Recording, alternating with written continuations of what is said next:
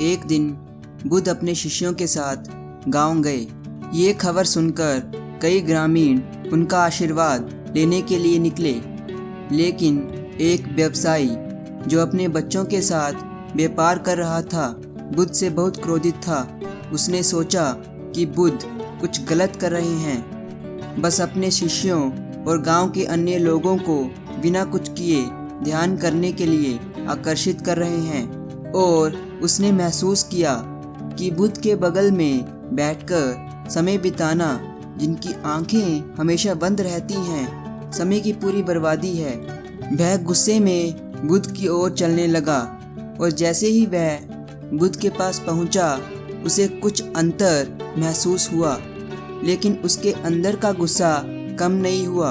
वह अवाक था और अपनी भावनाओं को शब्दों में व्यक्त करने में सक्षम नहीं था। उसने बस बुद्ध के चेहरे पर थूक दिया और बदले में बुद्ध बस मुस्कुरा दिए।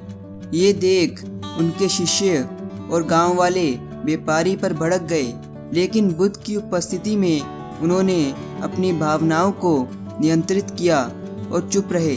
फिर क्या था, व्यापारी चला गया। वह अपने घर लौट आया, लेकिन मुस्कुराते हुए बुद्ध की छवि ने उसके दिमाग में पूरी तरह से कब्जा कर लिया। अपने जीवन में वह पहली बार किसी ऐसे व्यक्ति से मिला जिसने इस तरह की अपमानजनक कार्रवाई के लिए प्रतिक्रिया व्यक्त नहीं की। वह उस रात सो गया, लेकिन रात भर सो नहीं सका और वह कांप रहा था। उसे लगा कि उसके साथ कुछ अलग हो रहा है और पूरी दुनिया उल्टी हो गई है। अगले दिन वह बुद्ध के पास गया और उनके चरणों में गिर गया। कृपया मुझे मेरे कार्य के लिए क्षमा करें। बुद्ध ने उत्तर दिया, मैं तुम्हें क्षमा नहीं कर सकता। बुद्ध का उत्तर सुनकर उनके शिष्य और ग्रामीण सन्न रह गए।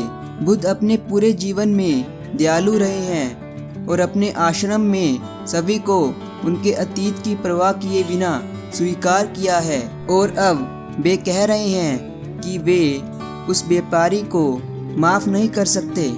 उसके बाद बुद्ध ने कहा, जब तुमने कुछ किया ही नहीं तो मैं तुम्हें क्यों क्षमा करूं? व्यापारी ने उत्तर दिया, ये मैं हूँ। कल मैंने गुस्से में तुम्हारे चेहरे पर थूक दिया था। बुद्ध ने कहा, वह व्यक्ति अब यहाँ नहीं है। यदि मैं कभी उस व्यक्ति से मिलूं जिस पर आपने थूका है तो मैं उसे क्षमा करने के लिए कहूँगा।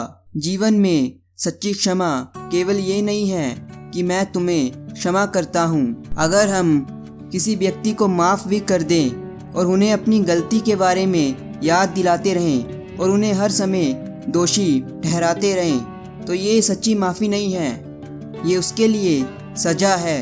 अगर आपको ये वीडियो पसंद आया हो तो लाइक ज़रूर करें। धन्यवाद।